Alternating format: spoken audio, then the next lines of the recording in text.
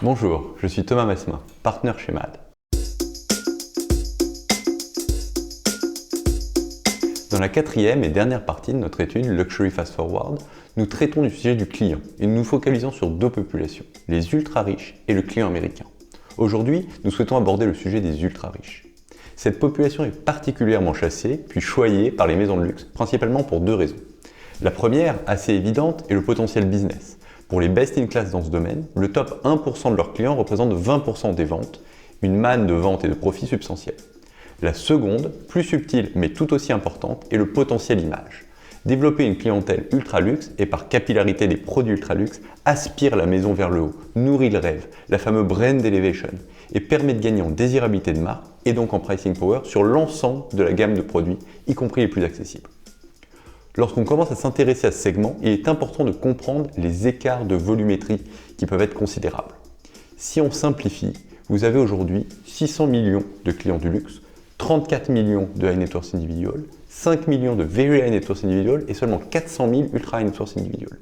Il est donc primordial de définir la population ciblée avant toute velléité de conquête. Selon nous, la population que les maisons de luxe s'arrachent en ce moment, c'est le top 1% du client du luxe, c'est-à-dire les very high net worth individuals et ultra high net worth individuals, soit environ 5,5 millions de personnes dans le monde. Cette population présente de nombreux avantages, notamment business. Ils croissent vite en nombre, la masse de richesse détenue croît vite en valeur, ils sont plus résilients que la moyenne du luxe dans les périodes de crise, et enfin, dans le contexte actuel, ils sont faiblement sensibles à l'inflation. D'un point de vue géographique, ils sont environ 36% en Amérique du Nord, environ 30% en Asie, dont 18% Chine et 4% Japon, environ 24% en Europe, environ 4% en Amérique latine et environ 4% au Moyen-Orient. En termes de profil, on retrouve peu ou prou les mêmes profils psychographiques que dans l'ensemble de l'industrie du luxe. Mais on pourra néanmoins apporter une couche d'analyse supplémentaire car on constate deux comportements d'achat. D'une part, ce qu'on appelle les brand fans, entièrement habités et souvent habillés par la maison. Ils sont clients de toutes les catégories sur un axe horizontal et vertical. Ils sont par définition loyaux et agissent comme de véritables brand ambassadeurs. D'autre part, ce qu'on appelle les légitimistes, ceux qui auront cherché dans chaque marque les produits qui ont fait sa légitimité.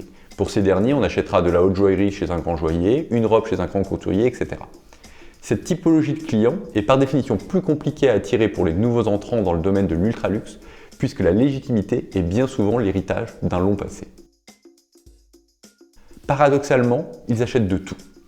On note que ces populations deviennent grands clients à la fois en achetant du core business, mais dans des volumes avec une récurrence d'achat beaucoup plus importante, et bien évidemment également en achetant des produits ultra-luxe développés par la maison.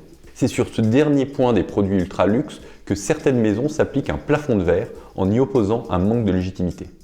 Le postulat mis en avant par les maisons est souvent le suivant. Je vends de la maroquinerie entre 2 000 et 4 000 euros, quelle est ma légitimité à proposer des sacs à 50 000 euros? Qui va acheter ce produit? On pourrait opposer plusieurs arguments à ce postulat. Tout d'abord, le segment de l'ultra-luxe est un segment drivé par l'offre et non par la demande. Ensuite, la valeur perçue est souvent bien plus importante que la valeur réelle. Enfin, si on considère l'effet halo, surprendre la communauté de luxe sur des niveaux de prix où la maison n'est pas attendue est précisément un des effets recherchés. Si on prend un peu de recul, le focus sur les populations ultra high net worth individuelles n'a rien de nouveau. C'est même plutôt un retour aux fondamentaux du luxe, du temps où le principe même de cette industrie consistait à fournir de l'unique et de l'exclusif à une petite élite. Si les temps ont bien changé, un élément a traversé les époques et reste aujourd'hui la clé de voûte de ces stratégies centrées sur les ultra-riches, la relation humaine. Dans l'immense majorité des cas, la relation entre le client et la maison est personnifiée et incarnée par un nombre limité de personnes. Bien souvent, il s'agit du grand vendeur, même si son appellation peut varier d'une maison à l'autre. Population déjà largement répandue dans le monde de la haute joaillerie, les grands vendeurs se développent de plus en plus au sein des maisons, tous secteurs confondus, afin de recruter, puis traiter et fidéliser les populations ciblées. L'aspect stratégique du grand vendeur provient du fait que cette population est restreinte pour la simple et bonne raison que cette fonction nécessite un large panel de compétences. Il doit être un social connecteur, un narrateur, un vendeur et un serviteur. Aujourd'hui, nous observons qu'un challenge clé de création ou d'accélération des business ultra-luxe repose souvent sur la difficulté de trouver et recruter ces profils. On parle aujourd'hui beaucoup plus de lieu de vie plutôt que de lieu de vente. Les maisons développent de plus en plus de formats dédiés et hybrides. Par exemple, les private boutiques, des boutiques by invitation only dédiées à cette clientèle pour un traitement ultra individualisé et personnalisé. Récemment, plusieurs grandes maisons ont par exemple développé ces formats chez Escapia Pékin, mall phare du luxe chinois. Peut être également des appartements, des lieux de vie permettant de nourrir la relation client, de resserrer les liens en gommant l'aspect transactionnel. Il permet également parfois de travailler la cooptation en incitant les clients à y organiser des événements avec leurs amis. On citera par exemple les AP House de Audemars-Piguet. On notera aussi les trunk shows, ce concept itinérant consistant à amener la maison et ses produits les plus exclusifs au plus près du client. Et enfin le brand home, le lieu qui incarne le cœur de la maison, que ce soit son histoire, son savoir-faire ou souvent les deux. De plus en plus de maisons ont récemment investi, parfois massivement, pour recevoir dignement leurs meilleurs clients et leur faire vivre une expérience mémorable et impactante dans ces lieux. À ces lieux s'ajoutent évidemment les activations ponctuelles, présentation de collections, dîners, événements, auxquels les maisons convient ses clients. La tendance montre que ces activations sont, premièrement, de plus en plus proches du client et donc de plus en plus ancrées localement, et dans un niveau d'exécution de plus en plus élevé. S'il s'adresse par définition à une infime minorité des clients, le business de l'ultraluxe ne doit pas rester dans l'entre-soi. L'une des opportunités, parfois majeures, réside dans le halo effect, que cette activité est capable de produire sur l'ensemble de la maison et ses clients. Cet effet halo est souvent mis au second plan car moins tangible et moins mesurable que le succès commercial. Nous pensons à l'inverse qu'il devrait être mis tout premier plan pour deux raisons. Tout d'abord, le succès commercial auprès de ces populations peut être long, incertain et coûteux.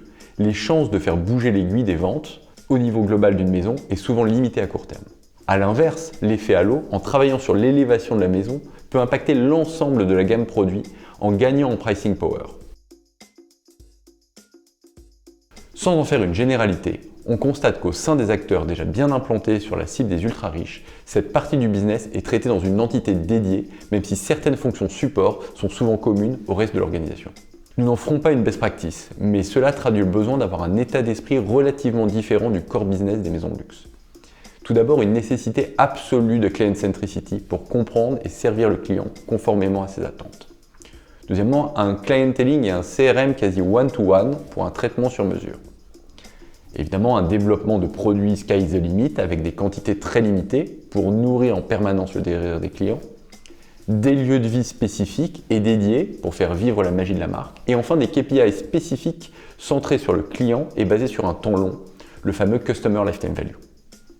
Vous retrouverez évidemment tous les détails de cette analyse dans notre étude que vous pouvez télécharger en cliquant sur le lien de premier commentaire de Smart Talk. À bientôt.